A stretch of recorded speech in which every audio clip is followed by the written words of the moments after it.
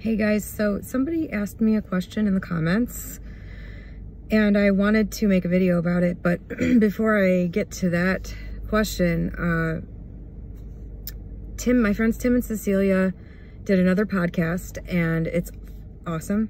I listened to it yesterday and it's about their experiences on the Emmett Fox 7-Day Mental Diet and what came from that for them. And it mirrored my own experience in a lot of ways, especially Cecilia's experience. And I'm going to talk about my own eventually. There's some other things I want to talk about with that, but I'll also link to my video. So I'll link to their podcast, my video about the 7-Day Mental Diet. I need to talk more about that soon, but I don't want to get into that here yet.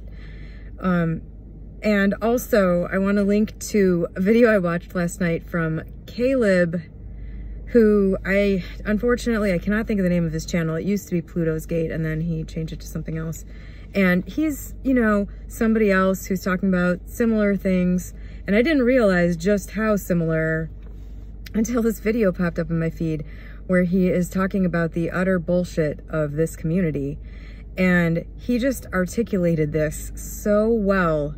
I was blown away. I was humbled, and honestly, I just wanted to delete my whole channel because I was just like, Caleb's better than me, and that's it. So I'm gonna link to his video. You should really watch it if you're you should just watch it just because it's I don't know. It was just really fun watching this video for me, watching him talk about this. But if you're like new to the manifesting stuff, you need to listen to what he says here because it's the truth. My whole channel is about essentially not teaching you. Like I'm so impressed by people who can teach. It's just, and he, I think, is one of those people. Based on how clearly he's able to just sort of like articulate concepts. Whereas for me, it's more of like a demonstration. It's more of a storytelling to demonstrate it. So I don't know if he talks about himself a lot on that channel. This, for me, has been a way of trying to present something that is happening or that has happened in a way that maybe somebody can relate to it so that they can have those moments of connection where, I don't know. That's what I think is happening here with me. But still, when I see people that are good teachers, it's just like, I can't even explain the feeling. It's like just total admiration, and I feel like I'm this big and they're this big, and it's just, I don't know. It's kind of a good feeling. I look forward to it, but it's also kind of like, it makes me uncomfortable. But anyway, by the way, also, I apologize. That hurt. I have a sore throat. I don't know what's going on. I've been exhausted for a week. I think I'm getting sick or something. But so somebody in the comments asked me, or said basically, I'm 40 and I'm single and I know they said they wanted a baby. I'm not sure if they said they wanted to be married. I'm going to assume that those two things still go hand in hand for most people. And basically, what should I do? And I'm also going to assume that you're asking me this, not just because I'm a middle-aged woman, but because you have already watched other people talking about how to manifest stuff and it just didn't pass the bullshit test. Congratulations on that. You probably saved yourself a lot of time. So, what I would do if I found myself in a situation right now where I desperately wanted something and could not seem to get it, and it just, I'd been wanting it for a long time and every opportunity that appeared fell away, the first thing that I would do is take this desire, which has probably worked itself up into some sort of frenzy at this point. Take it and separate it out into its parts. However, if you want to write it down on paper or just sit and think about it or talk to someone about it, the thing you want is made up of multiple pieces. I need Caleb to explain this. It's made up of different aspects. So there's the genuine, probably, maybe not though, there's the genuine desire for the marriage and the baby. I think most people that think they want that actually want that For other big desires, because this isn't just about the baby. I'm talking generally here about any desire like this where you just, it's like, you know, you can't get it. You want it, you want it, you want it. You can't get it. The more you can't get it, the bigger it seems. I think generally there is a genuine desire in there, but sometimes the genuine desire for that thing is like 1% of what it's become. So, you know, I would sit with this desire, write it down maybe, and separate it out into what percentage of how I'm feeling right now is the fact that time is running out, is the fact that I'm 40, is the fact that my biological clock is ticking. What percentage of this current conglomeration, mess of jumble of feelings is that? Is it 80%? Is it 20%? How much of how I'm feeling is the actual desire? Is it 10%? If you had another 50 years to do this, what percentage of how you're feeling right now would fall away? If you had another 50 years. So if, you know, if 90% of it would fall away, you think, you sense, then 10% of it's the real desire. So there, you've got that desire. You can set that aside. All right. Then ask yourself, how much of this desire am I looking to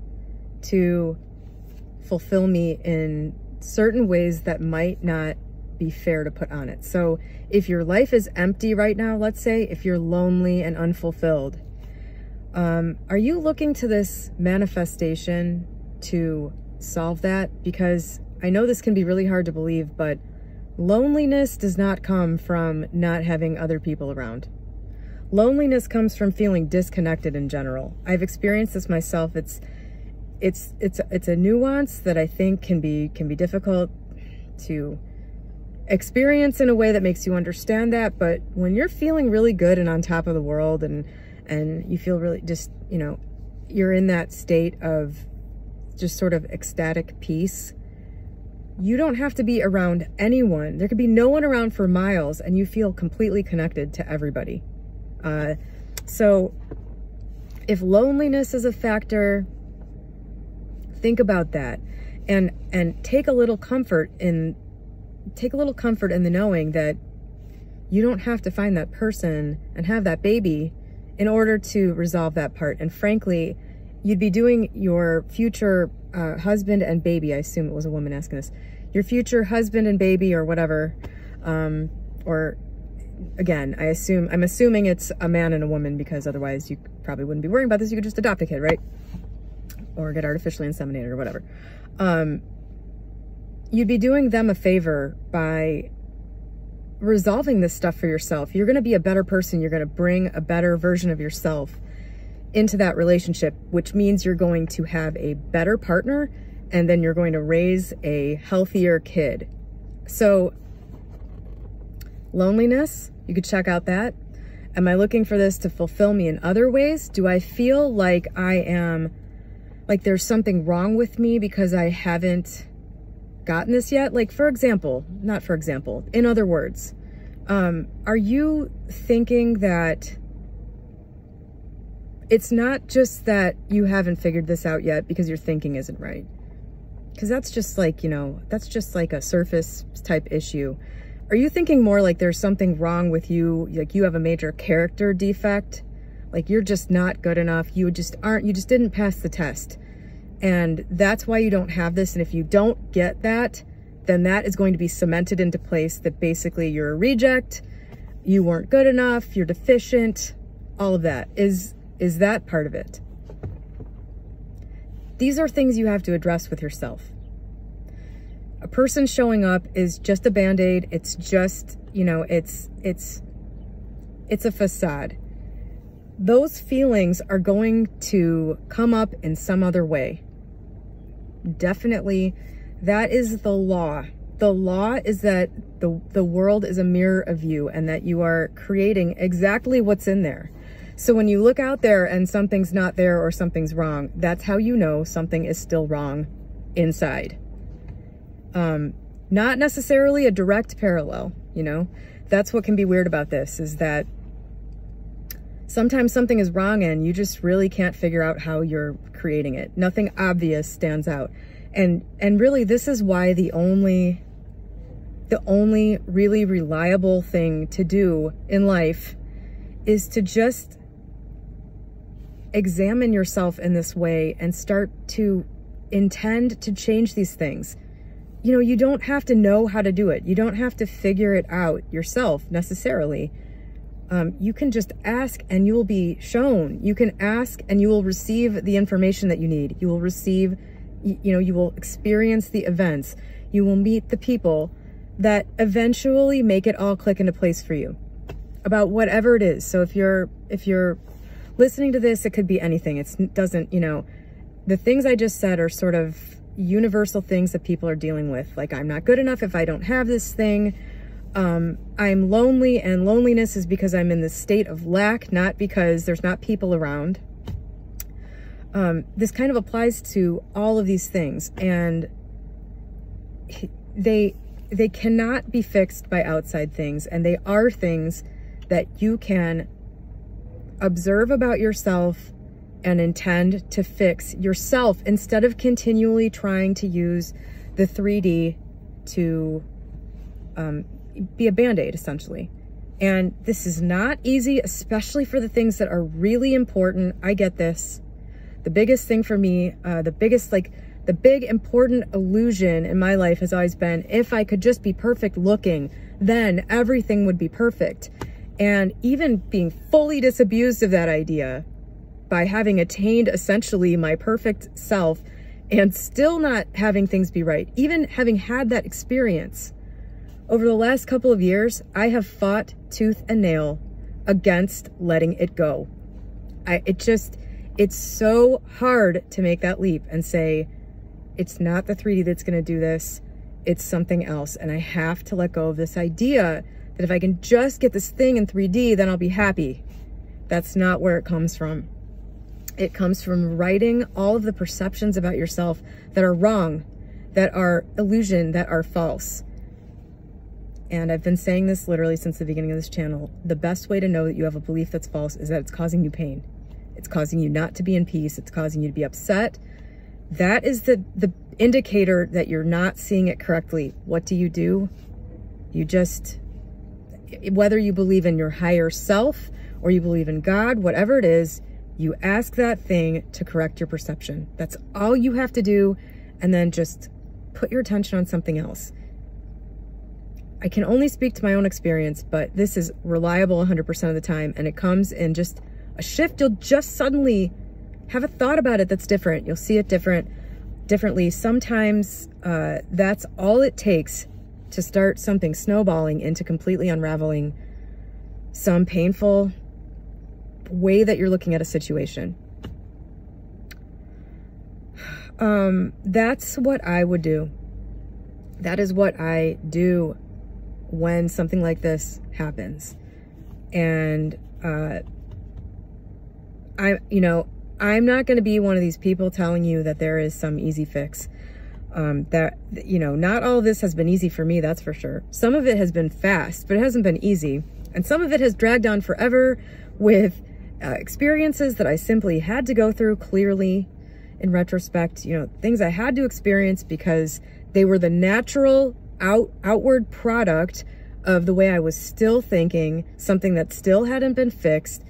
I had to have the outcome out there so I could say, okay, something's still not fixed. I don't know, it sucks sometimes, but that's the way it is. I don't know. But so I hope that helped. I don't really know what else you can do. You can continue to try to get it in the 3D world, but it's like you're just kicking the can down the road, basically. Eventually you're going to come to the next manifestation of the same things that are driving you to feel what you're feeling right now. It'll just come out in another way. And I personally always try, if I can, to choose, if I'm able to choose. Like, if my vision is clear enough to see that I have a choice and I can make it, I always try to choose pain now. Don't push pain off until later. You're probably in the best position now to experience you know, whatever you need to experience. Getting older probably isn't going to help you, and just my advice would be deal with it as soon as you possibly can, and just start exploring it. You know, you don't have to solve it today. I'm going to keep my dad's memory alive by giving you his advice, that the advice he gave me over and over again in my life. You don't have to make any decisions today. You're aware, you know, you can think about it more. You can let life unfold a little bit more. See who you meet today. See who you talk to today. See what YouTube video you run across tomorrow, you know. But I would strongly advise against lapsing back into the idea that these things that have eluded you, somehow there's a way to just bypass it. I mean, the fastest way and the surest way is to just go through.